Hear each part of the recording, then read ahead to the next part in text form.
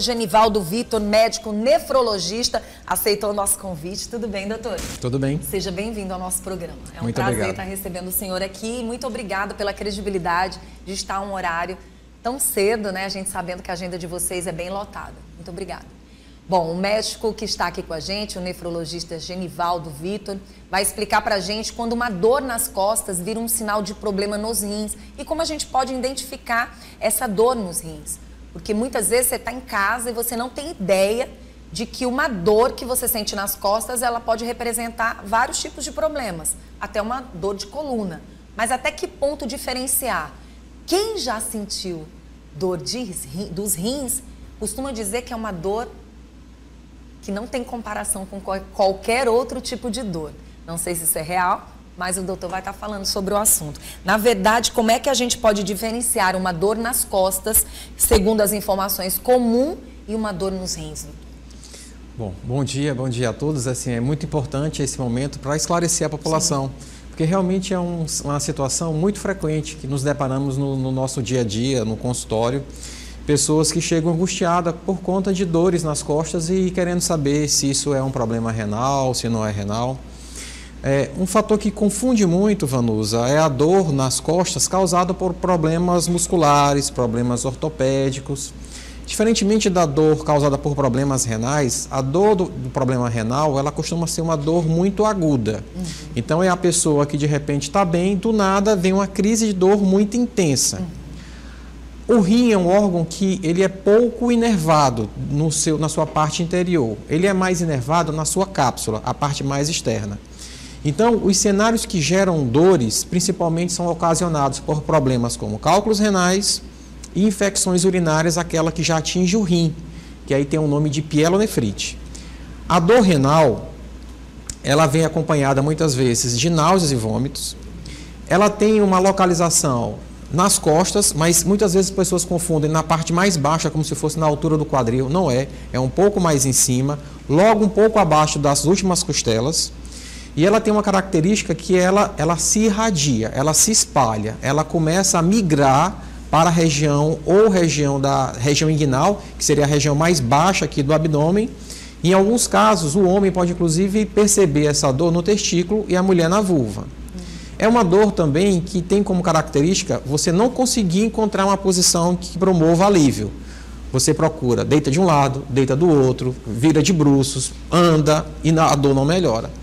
Então, esse tipo de dor diferencia muito de uma dor muscular, que é aquela dor que a pessoa, quando faz um esforço, quando adota uma determinada postura, desencadeia a dor. Cálculo renal, a dor renal, ela não tem essa característica. Independente, a pessoa não está fazendo às vezes nada, do nada vem aquela dor.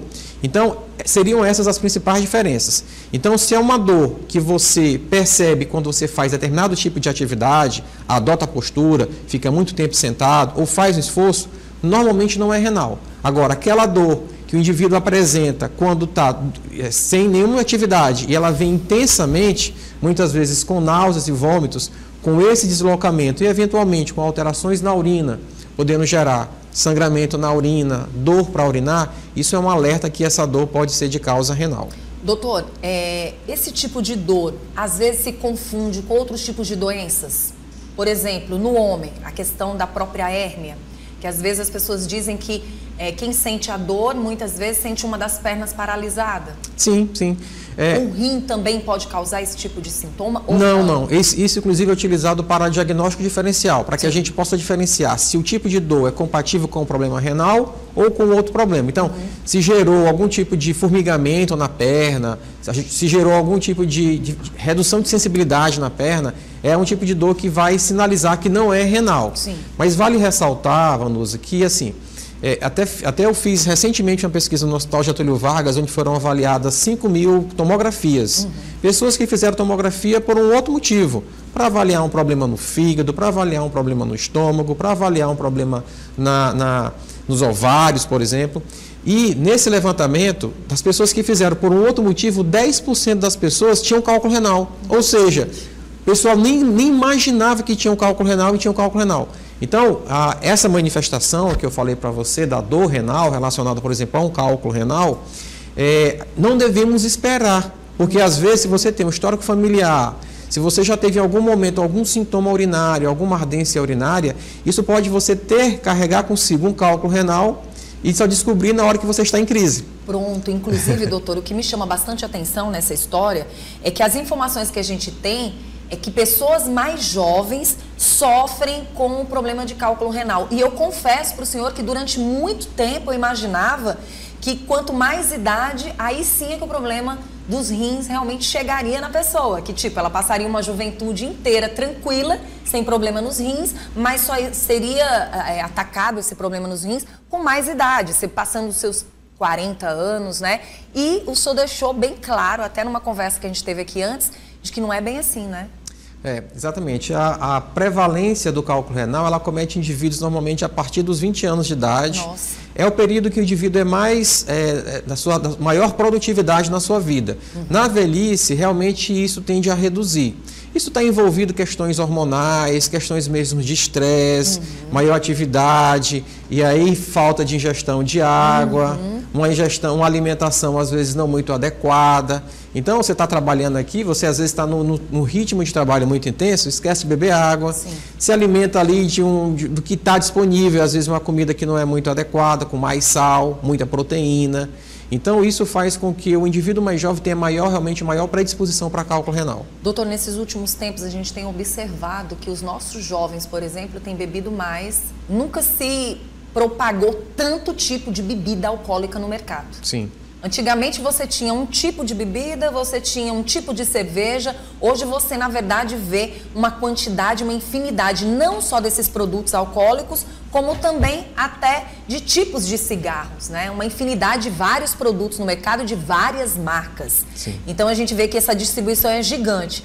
E, de fato, os nossos jovens e as nossas mulheres jovens passaram a beber muito mais, uma quantidade enorme, e muitos esquecem de beber água durante o dia, principalmente quando estão nas farras das madrugadas. Eles bebem de tudo, menos água. Verdade.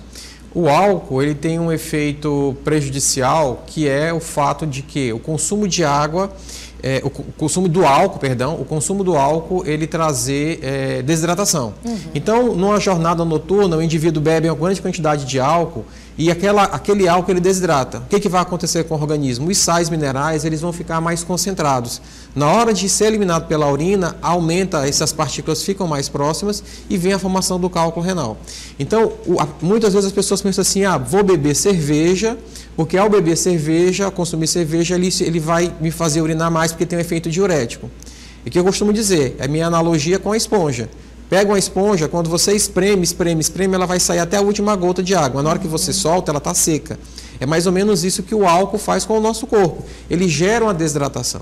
Então é importante... É uma falsa ilusão de que ali tem líquido, Exato. Né? Você no primeiro momento urina um pouco mais, mas na sequência o seu organismo vai estar desidratado. E estando desidratado, isso aumenta a probabilidade de formação de cálculo renal. E você tem a falsa ilusão de que está tomando algo que está matando sua sede, mas na verdade é só uma ilusão, né? Exatamente. Você imagina, vou tomar um líquido que é refrescante, mas na verdade esse consumo em grande quantidade vai causar sim prejuízo. Doutor, ele vem também com outros sintomas associados, por exemplo, que dá para a pessoa identificar que aquilo ali não é muito normal?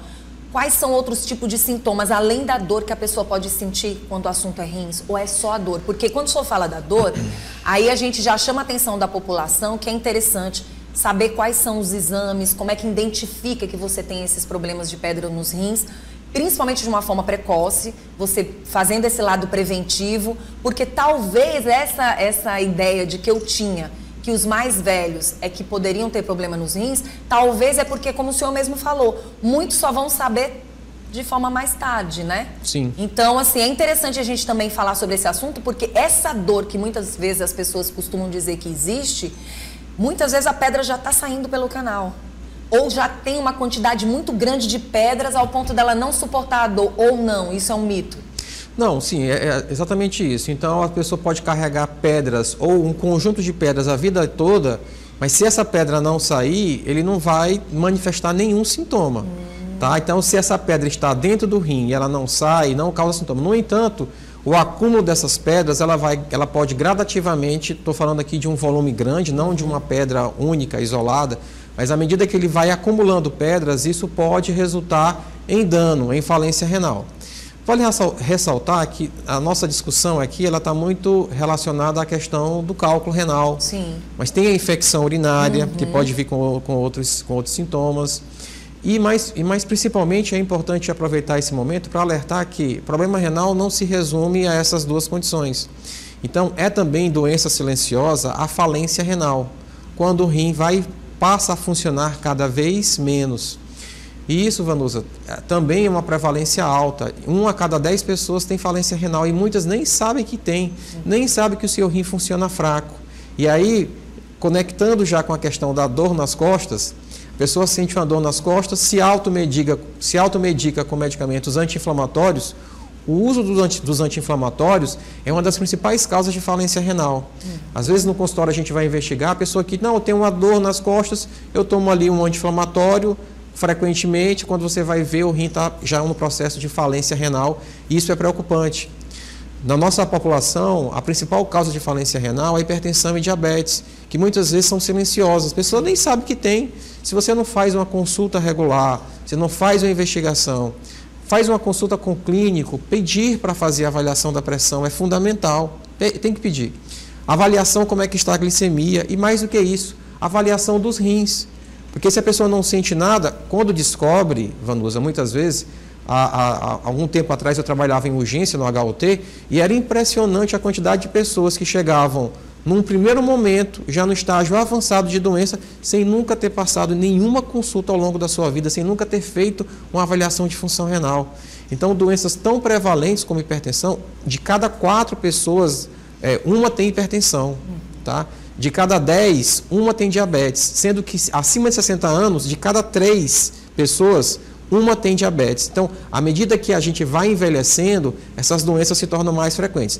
Então, talvez aquele seu pensamento de que o idoso tem mais problema, o idoso vai ter mais problema relacionado às doenças renais crônicas. Porque a gente está falando do cálculo renal, é uma condição mais aguda, né? A infecção urinária, o cálculo renal. Mas é tão ou mais preocupante essa condição da doença crônica, que às vezes a pessoa vai carregando ao longo da vida e nem imagina que tem. Pois é, e aí a gente chama a atenção da população, aproveitando essa vinda do doutor, principalmente nessa sexta-feira, final de semana, para que as pessoas fiquem atentas sobre essa situação e também percebam. Por exemplo, eu já estive perto de pessoas que durante uma vida inteira beberam água e de repente tem problema nos rins. Isso que o senhor está falando relacionado a medicamento é algo muito sério, porque nos últimos anos nunca se tomou tantos remédios, muitas vezes por nada. Sim. Tem situações que as pessoas sentem uma necessidade de ir na farmácia para fazer compras como se estivesse indo no supermercado. Verdade. E isso é muito grave, porque tudo você vai atrás de um remédio. Você não pode sentir, como diz mamãe, uma dor numa unha que você vai atrás de um remédio, você precisa se automedicar. Sim. Assim como tem pessoas que costumam tomar remédio por conta própria uma vida inteira e não Sim. tem ideia que o problema não está naquela alimentação que ela teve. Isso. O problema não está naquela vida que ela tinha no dia a dia. Sim. E muitas vezes, doutor, esses medicamentos podem provocar também infecções urinárias, não podem? Na verdade, assim, o que a gente costuma ver muito é pessoas que tem uma dorzinha, né, um desconforto, aí toma a famosa sulfa. Sim. Sulfa é um antibiótico, você tem que usar num período curto de tempo, numa dose correta. Mas se a pessoa tem qualquer desconforto, toma uma sulfa, toma uma amoxicilina, porque tem uma dorzinha de garganta, isso é um equívoco. Porque o que está acontecendo? Se você usa uma dose inadequada, uma dose baixa, no momento inoportuno, a bactéria que uma vez porque a gente tem contato com bactéria no nosso dia a dia o tempo todo. Uma bactéria que possa conseguir ascender, chegar até a bexiga, causando uma cistite, essa bactéria já vai chegar mais fortalecida. Por quê? Porque ela já foi treinada pelo fato de você ter dado para ela sulfa de vez em quando, uma amoxicilina de vez em quando. Então a bactéria ela já chega fortalecida, porque aquela sulfa que foi dada na dose errada, por um tempo errado, aquilo foi ajudar bactérias que estavam no seu meio, próximo do seu corpo, a quando chegar na sua via urinária a atingir com uma intensidade muito mais grave. Então, é um erro assim, muito, muito grande fazer uso fora da recomendação médica. Pronto, o senhor falou tudo, porque aqui a gente não está culpando os remédios, nós estamos tentando fazer com que a população entenda que tomar remédio porque acha interessante ir lá na farmácia e comprar não é o certo. O certo é você tomar os medicamentos que são orientados pelos profissionais. Se foi orientado uma quantidade X para você tomar, beleza. Se aquele remédio não deu certo porque você não tomou da forma como tinha que ser, você vai ter que realmente buscar novamente esse profissional para que ele veja um remédio que seja adequado. Porque as pessoas também não percebem, mas às vezes elas tomam uma medicação que algo que está tudo ok nelas, de repente, é provocado. Sim. Né? E isso é importante do senhor chamar a atenção das pessoas. E aí eu queria chamar a atenção também da questão das infecções urinárias, né? Sim. De pessoas que insistem também em ficar só remediando essas infecções. Teve problema uma vez, teve problema a segunda vez e vai só se automedicando. Isso também é preocupante para os rins, né? Não, demais. A infecção urinária, que ela tem dois tipos, a infecção baixa, que chamamos de cistite, que é uma infecção que normalmente acomete principalmente mulheres mais jovens. No entanto, acomete mais frequentemente as mulheres, né? Mais jovens, mas as mulheres no período de pós-menopausa aumenta muito a frequência. A infecção, quando ela atinge os rins, que aí já chama o nome de pielonefrite, quando é uma infecção mais alta, ela tem potencial de se generalizar pelo corpo, causando então uma infecção generalizada que chamamos de sepse. E que, assim, recentemente, vez ou outra, se divulga na mídia casos de uma jovem modelo que teve uma infecção, faleceu por conta de uma infecção urinária. É esse cenário, quando a infecção já atinge o rim e já causa um cenário mais preocupante. Então é importante alertar que uma infecção urinária, ela precisa também ser diagnosticada na forma correta e tratada na forma correta. Então, se automedicar, vou tomar bem que isso é um remédio para aliviar a dor. Eventualmente, o que pode acontecer é que essa infecção ela pode se agravar, atingir o rim, atingir a corrente sanguínea e causar um dano muito mais grave. Então, tem que ser feito o diagnóstico no momento correto e o tratamento correto.